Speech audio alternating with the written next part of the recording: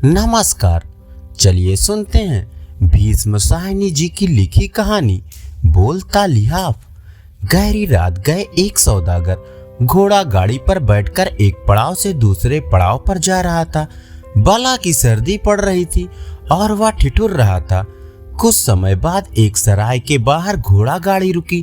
ठंड इतनी ज्यादा थी कि मुसाफिर ने उसी पड़ाव पर रात काटने का फैसला किया। पर सराय के अंदर जाने पर पता चला कि सराय के सभी कमरे खचाखच भरे हैं और सराय का मालिक उसे कहीं पर भी ठहराने की स्थिति में नहीं है। पर अब यात्री जाए तो जाए कहाँ? तभी सराय के मालिक ने सुझाव दिया, हाँ, ऊपर वाली छत पर जहाँ सराय का सामान पड़ा रहता है वहाँ मैं तुम्हारे लिए रात काटने का बंदोबस्त कर सकता हूँ। और वह उसे ऊपर वाली छत पर एक छोटे से कमरे में ले गया। बिछौने के लिए और तो कुछ नहीं था, एक फटा पुराना लिहाफ पड़ा था। वही देते हुए बोला, आज रात इसी में काट लो, कल कोई बेहतर इंतजाम कर दूंगा। थका मांदा सौदागर वहीं पसर गया। वह कुछ ही देर तक सो पाया होगा कि उसकी नींद टूट गई और उसे लगा जैसे कमरे में कोई बातें कर रहा है। आवाजें बच्चों की थी। एक बच्चा दूसरे से कह रहा था, भैया क्या आपको बहुत ठंड लग रही है? कुछ देर बाद उसके उत्तर में दूसरा बच्चा कहता, क्या तुम्हें भी बहुत ठंड लग रही है? अजीब चौंकाने वाला अनुभव था। पहले तो सौदागर ने सोचा बाहर कहीं से आवाज आई होगी और फिर से अपने को ढांपकर सोने की चेष्टा करने लगा। पर कुछ ही देर बाद फिर से वही दो बच्चों की आवाज सुनाई पड़ने लगी, भैया क्या आपको बहुत ठंड लग रही है? और तुम्हें भी बहुत ठंड लग रही है? 2-3 बार जब ऐसा अनुभव हुआ तो सौदागर उठ बैठा और ध्यान से सुनने की कोशिश करने लगा। आवाजें उसी के लिहाफ में से आ रही थी जो वह ओढ़े हुए था। उसके बाद वह मुसाफिर सो नहीं पाया।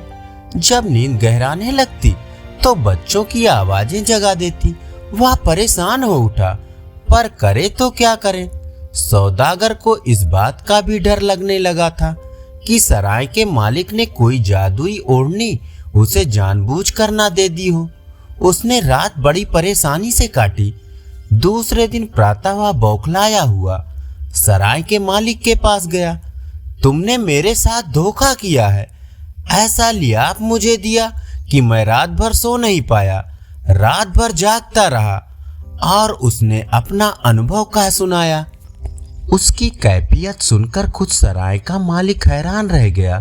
उसे भी मालूम नहीं था कि लिहाफ में से आवाजें आती हैं। उसने वह लिहाफ एक कबाड़ी की दुकान पर से खरीदकर यहाँ पटक दिया था। उस रोज बहुत बोलने झगड़ने के बाद सौदागर ने तो अपनी राह ली और अगले पड़ाव की ओर निकल गया।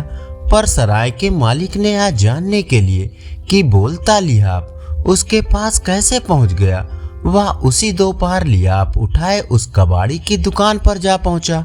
यह कैसा लिहाफ तुमने मेरे मत्थे मढ़ दिया?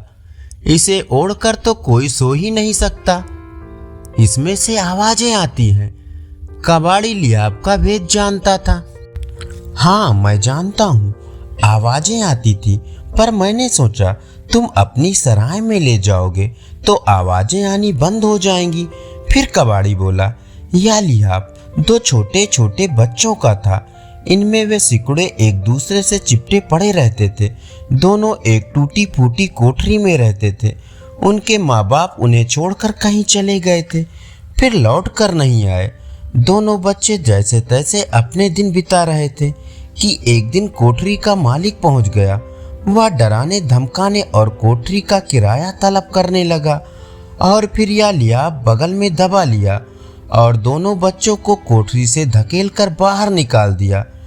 बच्चों से उसका एकमात्र सहारा लिहाफ तो छिन गया, पर उनकी आवाजें लिहाफ को छोड़कर नहीं जा पाई।